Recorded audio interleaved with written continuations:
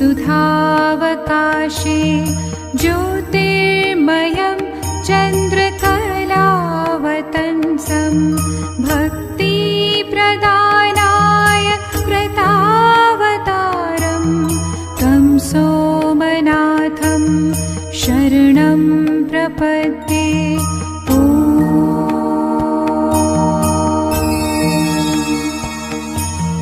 शिवं दयालुं कृपया विशालं पूर्णावतारं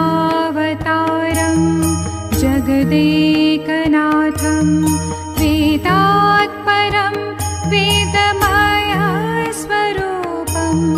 तं सोमनाथं शरणं प्रपद्ये।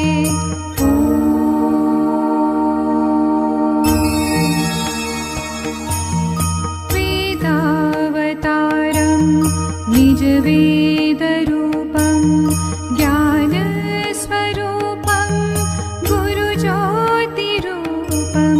स्ववामभागे गिरिजासमेतं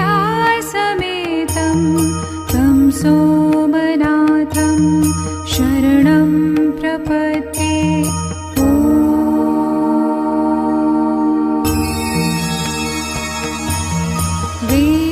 वेदान्तवाक्यं मुनिभिरगम्यं एतादृशं शम्भुमहं भजामि। सौराष्ट्रदेशे गुरुराजराजं तं सोमनाथं शरणं प्रपद्ये।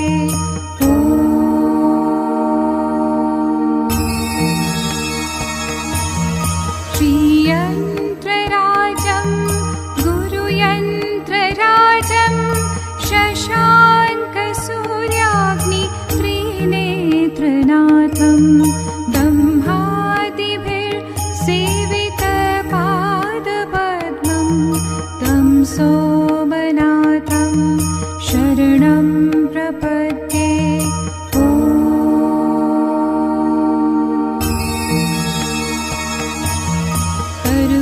कर्पूरगौरं वृषभध्वजं च